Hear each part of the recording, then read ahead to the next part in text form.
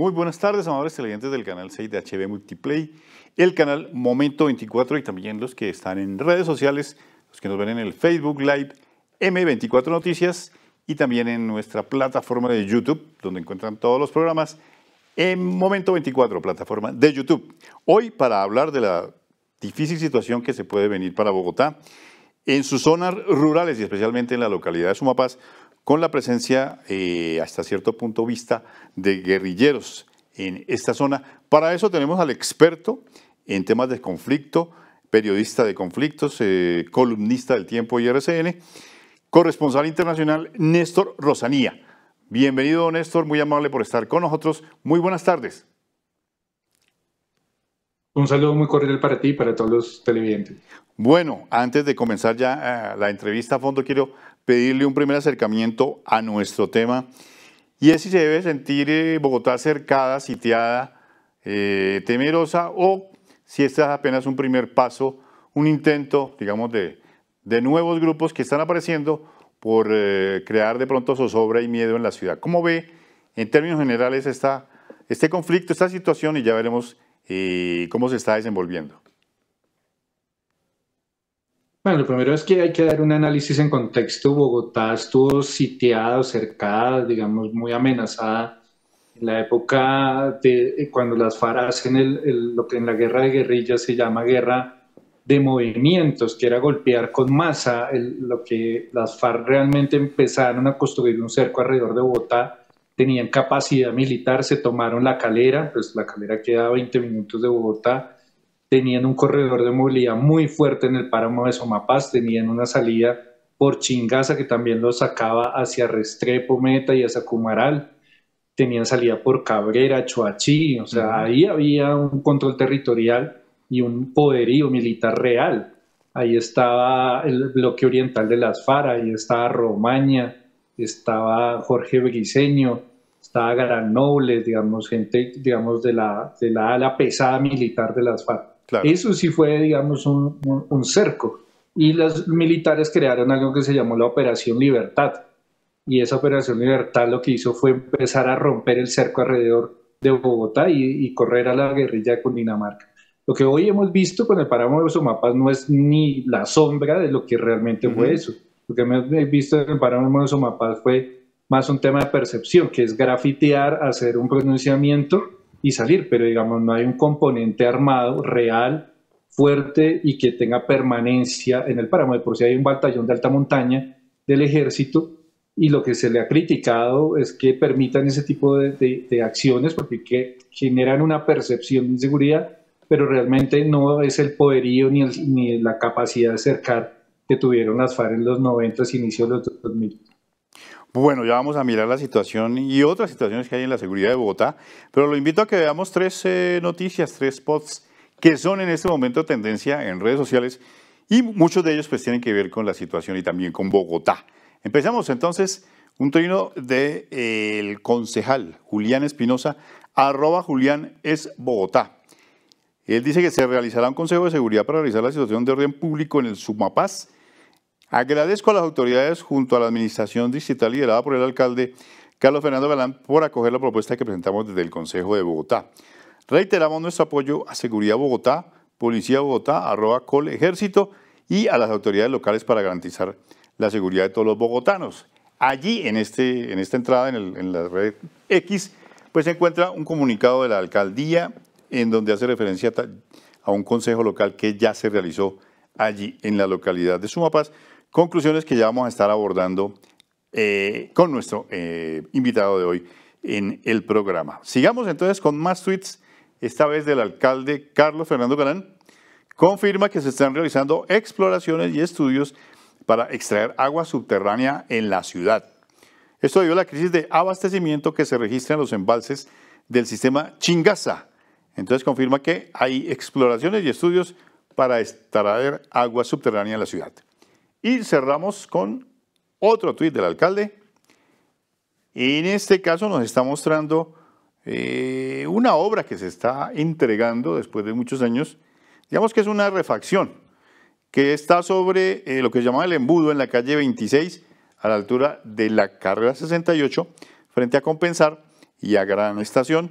Luego de cerca de un año de obra en el puente curvo para Transmilenio, el IDU Bogotá retiró los maletines y habilitó 450 metros de la 26, sentido occidente-oriente. Con esto se acaba el embudo que tanto trancón generaba y quedan funcionando los dos carriles mixtos y el carril exclusivo de Transmilenio.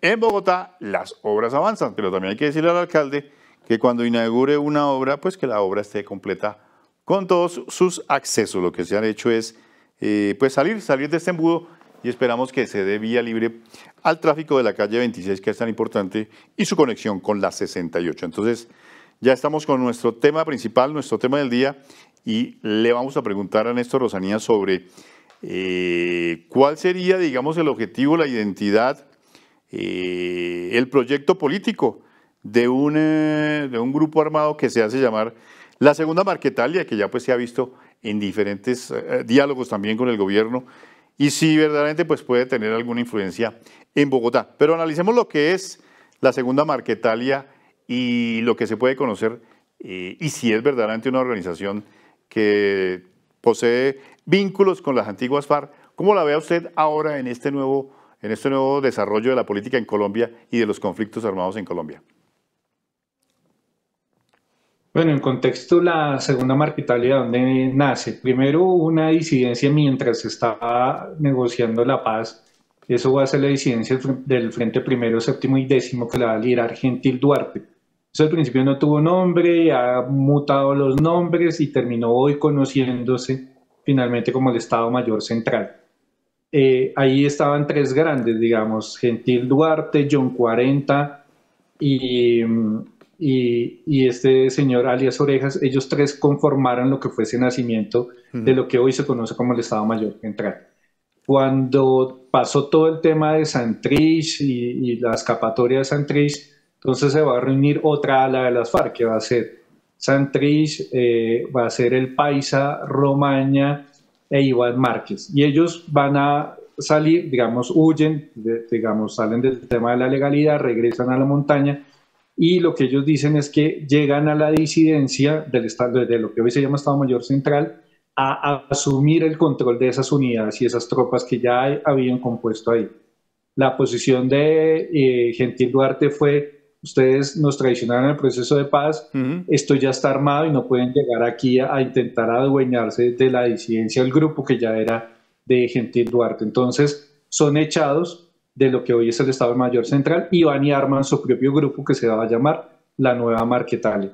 Razón por la cual hoy una de las grandes guerras que se vive en Colombia es entre esos dos grupos, entre el Estado Mayor Central y la Nueva Marquetalia. Eso es un primer elemento. Ahora, lo segundo, ¿qué es la paz total? La paz total que propone el gobierno Petro tiene dos caminos. Uno es que se le da un estatus político al grupo armado que se va a negociar. Quiere decir que si tienen el estatus político, tiene los mismos, digámoslo entre comillas, como que se gana lo mismo que se ganaron las FARC. Sí. O sea, tiene un partido político, una representación en el Congreso, todos los beneficios de las FARC. Y van a una justicia especial que es la JEP. Y por el otro camino es lo que se llama sometimiento a la justicia. En ese camino ya no tiene ningún beneficio político, eso es para temas de crimen organizado común. Entonces allá lo que van a negociar es las penas a través de cuánto le dan de pena a partir de que se desarmen, que cuenten la verdad, etcétera, etcétera. Entonces son dos caminos. En este momento, en el camino de la paz total, del proceso de paz, estatus político, el único que tiene estatus es el ELN. Y el resto de grupos, Clan del Golfo, todos los Chotas, los Espartanos, toda esa cantidad de grupos que hay a nivel nacional, que se han intentado meter al tema de la paz total y subir a la paz total, pues les toca por el lado de sometimiento a la justicia. Ahora, con esa explicación es para decirles que el grupo de la Nueva Marquetalia es el que más presiona, el Clan del Golfo también lo está haciendo, para que los pasen y les den un estatus político y terminen en el mismo nivel del ELN o de las FARC y que tengan las mismas garantías, que les den estatus político, curules en el Congreso, etcétera, etcétera. Entonces, el gobierno ha intentado cerrar la puerta, que no es una puerta giratoria, de no dejarlos pasar a este lado. ¿Y qué es lo que están haciendo esos grupos? Presionar muy duro al gobierno a través de actos de fuerza para demostrar que tienen los requisitos, casi requisitos de un estatus de beligerancia, o sea, que tienen un mando definido, control territorial, capacidad militar, etcétera, para que los consideren como un grupo, un actor político y se puedan pasar para el otro lado. Entonces, ese es el trasfondo de todo esto que está haciendo la nueva Marquetalia en Sumapaz. Pero se puede considerar que es un grupo que tiene alguna ideología política o algún proyecto político si llegaran al poder, o eso ya es iluso, de todas formas. Bueno, tres cosas. Primero, que lleguen al poder por la vía de las armas, ni el ELN ya lo considera, porque saben que eso ya es un imposible. O sea, que la figura de Cuba cuando toman a Fulgencio Batista, eso no va a pasar nunca más en América Latina, eso es muy difícil. Entonces ya ningún grupo tiene una lógica de la toma del poder por la vía de las armas. Realmente lo que juegan es a tener músculo militar para llegar fortalecidos a una mesa de negociación, que esa era también la lógica ya de las FARC. Ya no pensaban tomarse la casa de Nariño, realmente llegaban, intentaban tener músculo militar para imponer, digamos, de alguna manera algunas cosas en una mesa de negociación. Ahora, lo segundo, si tienen un ideario político, Sí. el gobierno los cerró, digamos, en el sentido de que son bandas de crimen organizado, o sea, que no tienen una plataforma política, pero la narrativa de Segunda Marquetalia es que ellos, como Iván Márquez, que ha estado toda la vida en las FARC y que son, digamos, la de línea directa de FARC en disidencia, pues que ellos tienen un proyecto político. Pero el Clan del Golfo, que son paramilitares, ¿no? Neoparamilitares, la disidencia de los paramilitares, también ellos, digamos, nosotros decimos Clan del Golfo, pero ellos se autodenominan las autodefensas gaitanistas de Colombia y tienen ese nombre es para darse un estatus político para que los metan en el lado de los políticos, pero el gobierno les cerró la puerta, les dijo, ustedes no tienen un ideario político real y no van a pasar. Por eso el abogado del Clan del Golfo terminó diciendo que Petro los condenaba a la guerra porque no los quiere dejar pasar hacia el lado político.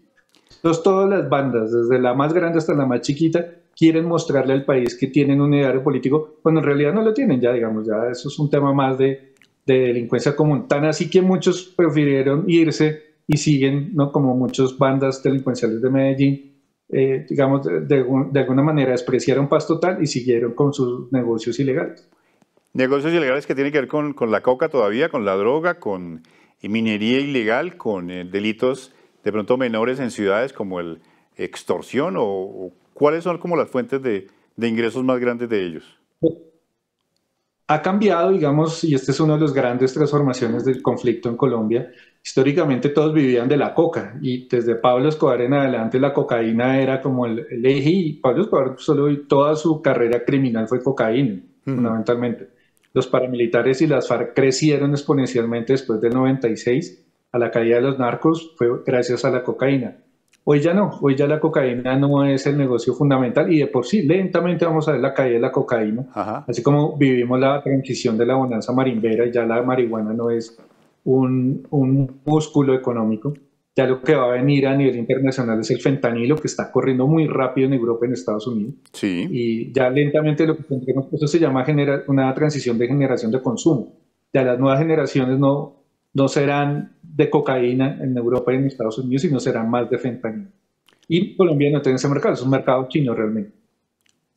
Entonces, ¿qué es lo que tienen hoy los grupos? Que ya comenzó a pasar, les ha tocado un portafolio de economía ilegal. Quiere decir que la cocaína es importante, pero no es lo único. También tienen minería ilegal, extorsión, y no solo negocios ilegales, sino que también ya, como en el caso de Medellín, los crean, hay varias bandas delincuenciales, montaron negocios legales, ejemplos, son dueños de fábricas de muebles, de los quesos, de las arepas, etcétera, y obligan, donde ellos tienen control territorial, a que en esos barrios solo consuman los productos que ellos venden. Entonces, a todo eso ya se le llaman portafolios de economía ilegal. Bueno, ¿cómo ve usted la situación entonces en el Sumapaz, volviendo a nuestro tema inicial? No hay que tenerlo muy en cuenta, no es considerable, o de todas formas el Sumapaz sigue siendo un punto estratégico para comenzar en alguna forma lo que usted decía, una presión al gobierno, una presión a la alcaldía de Bogotá. ¿Cómo ve usted el tema de por qué su presencia en el Sumapaz, hasta dónde esa presencia se constituye en algo fuerte o si simplemente es propagandístico en este sentido, ¿no? Sí, yo creo que nunca hay que minimizar una amenaza y un factor de riesgo. Porque el Sumapaz es importante, porque es el corredor de movilidad histórico que lo saca al llano del Yarí, a los llanos en general. Recordemos que por ahí las FARC sacaban los secuestrados, sacaban las camionetas de alta gama que eran robadas en Bogotá y terminaban en la zona de distensión. Eso es un corredor de movilidad estratégico, es la entrada y la salida de Bogotá. Los pertrechos, medicamentos, toda la logística de la guerra salía por ese corredor de movilidad de las FARC. Por eso en la Operación Libertad lo que hacen es que ponen un batallón de alta montaña en todo el páramo para romper el corredor de movilidad. Entonces, como hablábamos al principio de las grandes críticas, es qué ha pasado, o sea, el batallón también tiene una unidad de inteligencia. Entonces, lo que se ha dicho es que tiene que reforzar la inteligencia del batallón de alta montaña que está ahí para saber realmente si lo que pasó, grafitear y los videos que vimos ahí en esos mapas puede ser una acción muy rápida, digamos, de 2 o 3, lo que llaman, ¿no?, unidades tácticas de combate, que van, se toman las fotos, hacen esto, vuelven y se visten de civil y desaparecen, o si realmente hay un control territorial de corredor de movilidad sobre el páramo. Eso no se ve muy factible. El ejército salió lentamente a decir que no, que el control lo tiene del páramo, lo tiene el ejército, pero pues sí falta inteligencia. Entonces, sí hay que saber exactamente, y esa es la evaluación que están haciendo ahorita, realmente cuál es la presencia y el músculo armado de la segunda Marquetalia ahí. No, se cree que no es muy grande porque los conteos de inteligencia decían que la segunda Marquetalia inicialmente no eran más de 200 hombres. Perdieron sus hombres militarmente más importantes, Romaña, el Paisa, que eran los que tenían la visión más militar. Entonces no se sabe exactamente qué comandante militar puede estar dirigiendo esas unidades ahí de la segunda Marquetalia. Entonces, lo que se ha dicho es que va a haber una respuesta conjunta policía-ejército para llegar a la localidad y empezar a entender qué es lo que está pasando y cómo tomar las medidas. Pero obviamente siempre hay que estar atentos pues, a este tipo de amenazas. Bueno, dice el gobernador de Cundinamarca, Jorge Emilio Rey, que la Brigada 13 lidera el despliegue de más tropa en el marco de lo que se ha llamado el Plan Ezequiel, con el fin de contener las pretensiones de expansión de los grupos armados organizados, los llama GAO, alusivos a la segunda Marquetalia. ¿Usted cree que es una forma de responder esta presencia de la brigada? Usted dice que ya la brigada pues, fue instalada en el páramo desde hace muchos años, pero su plan Ezequiel y la forma como usted dice que va a haber una interrelación, una lucha conjunta entre el ejército y la policía, con presencia allí directamente en el Sumapaz, ¿sería la mejor forma de detener estas pretensiones de la segunda Marquetalia? Sí, hay 3 cosas. Lo primero, pues tiene que haber un fortalecimiento de la inteligencia, porque a partir de inteligencia es lo que realmente se puede diagnosticar y dimensionar realmente la gravedad del problema. Si es un tema aislado, que realmente tienen presencia o que realmente tienen un control, ¿no?, que son cosas diferentes. Entonces, ahí el tema de la inteligencia es la que entra a definir como la gravedad del problema. Lo segundo, decir que pues esa figura mixta entre policía y ejército es muy valiosa porque tiene como esa capacidad, digamos, de analizar, tener más información, etc.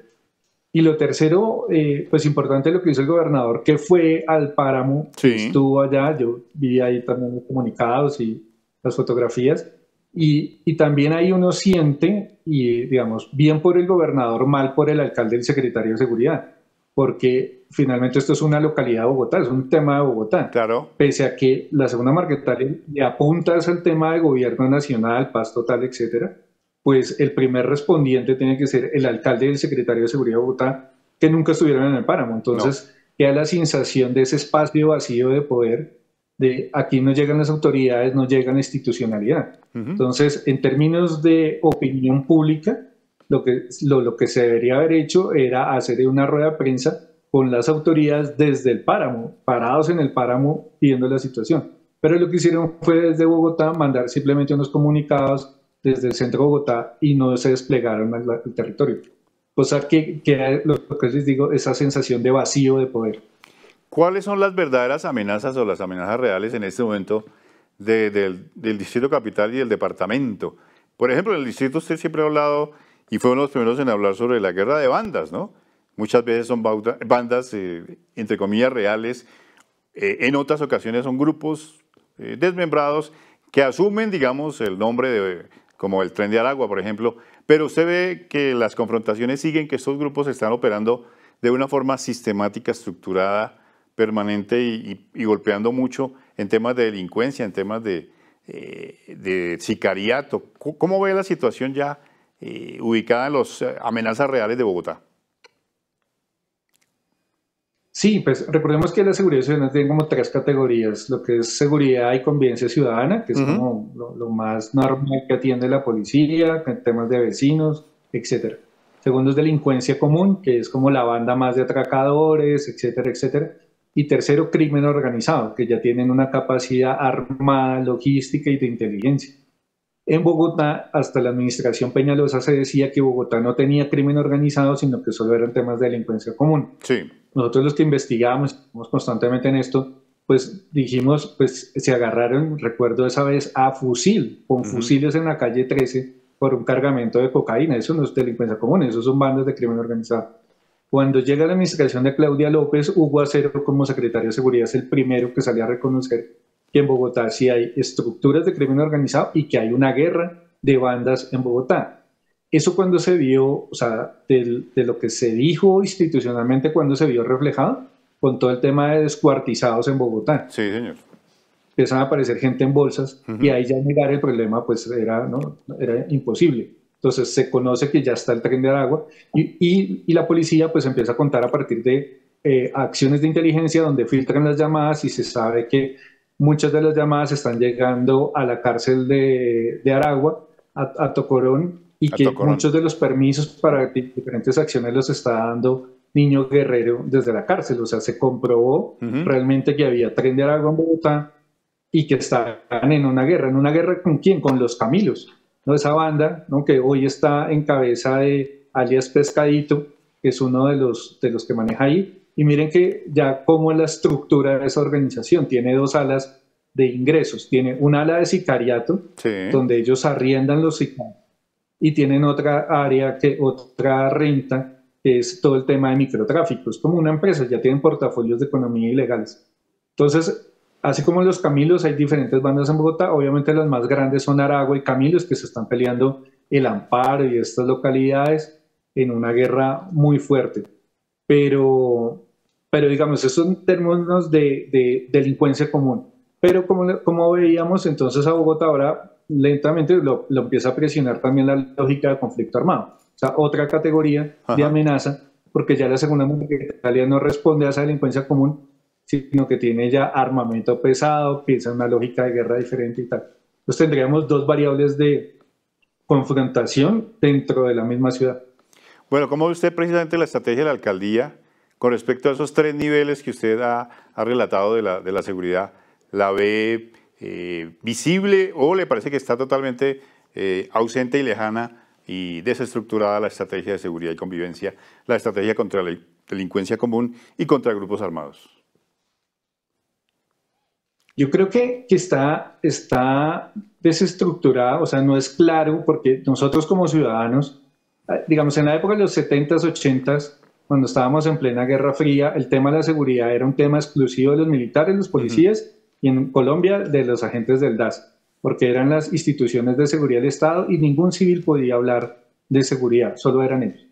A la caída del muro de Berlín, todas las transformaciones que pasó, se entendió que la seguridad es un tema de política pública y que cualquier ciudadano puede hablar de seguridad. Y empezamos a tener ministros de defensa civiles y una transformación en el sector y en la sociedad frente al tema de la seguridad y la defensa. Entonces, esto es para decir que nosotros como ciudadanos deberíamos conocer exactamente, pues no las minucias, no la parte operativa o la parte de inteligencia, obvio que no, pero sí en macro cuál es la estrategia y la política de seguridad de la administración del alcalde Galán. O sea, el alcalde Galán y su secretario deberían habernos dicho, vea, en Bogotá hay tantas bandas, están identificadas, vamos a empezar a operar, necesitamos articular lo que se llamaban las redes ciudadanas, el tema de los vecinos, o sea, que nos contaran a todos el mapa estratégico global de cómo se va a actuar. Ustedes ven que eso no existe, nunca nos han dicho nada, lo que existe es capturan a 2 personas, entonces aparece el secretario, el alcalde, dice hemos capturado a 2, pero no se conoce el contexto del plan de seguridad. Y les digo, no es la parte operativa, la parte de la minucia, sino es el macro general. Ejemplo, en Londres se maneja todo con cámaras de reconocimiento facial. Entonces, en Bogotá deberíamos saber, vea, en Bogotá tenemos tantas cámaras, no decir dónde están puntualmente, sino decir, tenemos, ejemplo, 100 cámaras, el proyecto es en 5 fases llegar a tener 1000 y a 200 las vamos a ir instalando. Entonces, la ciudadanía sabe que hay una estrategia, que hay un plan y cuál es el norte en materia de seguridad. Pero hoy estamos, y tristemente además estamos en la lógica de espejo retrovisor, porque ha venido un rifirrafe entre Claudia López y Galán sobre el tema de la seguridad. Entonces Claudia López diciendo que está peor que antes, Miguel Silva, el secretario de gobierno, le sale a contestar, y entonces ya se volvió un tema personal, y los ciudadanos estamos viendo cómo todavía sigue el tema del tren de Aragua, la extorsión en varias localidades, etc. Entonces, en mi percepción, y como investigador y periodista de tantos años en esto, yo creo que es deficiente por lo menos si lo tienen, entonces no lo han dado a conocer, exactamente. Bueno, y en cuanto a la paz total, usted ve que puede dar frutos, la ve muy enredada, el gobierno pues ha sido ingenuo o no ha sido ingenuo, va en el camino indicado, ¿cómo la ve? Pues la paz total era poder crear como un contexto, porque recordemos que Juan Manuel Santos su bandera era la paz, pero todos sabíamos que era la paz limitada a las FARC, con el ELN se sabía que no avanzaba. Y lo que llega a la estrategia paz total es hablemos con todo el 100% de los grupos, y no solo urbanos, no solo rurales, en términos de guerra como Marquetalia, Plan del Golfo, etcétera, sino hablemos también con los urbanos, o sea, chotas, espartanos, combos en Medellín, etcétera, etcétera. Y la estrategia de Gustavo Petro fue, digámoslo así, lanzar una atarraya de ceses al fuego, a todo mundo darle cese al fuego y empezar a recoger a ver cuáles se iban quedando finalmente. Esa estrategia pues fue bastante riesgosa porque generalmente el cese al fuego se da al final, no al principio. Claro. Porque el cese al fuego es la antesala al DDR, al desarme, desmovilización y reinserción. Entonces, de eso se han ido cayendo, se cayeron varios ceses al fuego, incluido el del Plan del Golfo, que era uno de los más, y el gobierno le apostaba que eso saliera bien y no funcionó. Se cayó ahorita con el ELN, entonces se ha ido como desmembrando y desbaratando. Ahora, es que Colombia también tiene una complejidad, y les pongo el caso de Medellín. En Medellín, independiente de la administración, ¿no? Porque casi que intentan en todos los escenarios volver el tema de seguridad izquierda y derecha. Independiente de la administración, Medellín ha tenido históricamente un crecimiento de bandas y combos, y ya llegamos a tener más de 330 bandas y combos en Medellín que manejan las comunas. Al norte de Medellín lo está manejando la oficina de Envigado, y al sur lo está manejando el ELN, o sea, es una ciudad realmente sitiada por la delincuencia común. Entonces, y así hay muchos ejemplos a nivel nacional donde hay ciudades donde los grupos armados tienen mucha presencia, mucha fortaleza. Santa Marta ahorita también tiene problemas de extorsión duros, etcétera, etcétera. Entonces, el tema de la paz total obviamente ya no va a salir como se pensaba, porque es muy difícil, son muchos grupos. Y para terminar, es decirte esto, y el concepto técnico es de la teoría de la guerra, es que el conflicto armado colombiano es un conflicto de alta fragmentación, es el peor escenario. En los 90 teníamos que negociar con dos, con Carlos Castaño y con Tiro Fijo. Y si eso salía bien, había paz en Colombia. Hoy hay solo en disidencias que hay en la frontera con Venezuela, hay más de 25 grupos armados disputándose la frontera. Entonces, hoy lo que tenemos son grupos y grupos, disidencias de tercera generación. Entonces, es muy difícil, cada vez va a ser más difícil porque hay una atomización de grupos armados. Bueno, pues muchísimas gracias, Néstor Lozanía, por la claridad en sus conceptos y en mostrarnos cómo es verdaderamente el tema de la seguridad en todos los niveles. Muy amable y muchas gracias. A ti muchísimas gracias y un saludo a todos los televidentes. Bueno, ya vieron ustedes el panorama de la seguridad en Bogotá y en el centro del país. Los invitamos para un nuevo programa de En Perspectiva, aquí siempre a las 5 de la tarde y por el canal 6 de HB Multiplay y sus redes sociales en el Facebook Live M24 Noticias y también en el canal de YouTube donde estamos ahí con todos los programas. Muy amables y muchas gracias.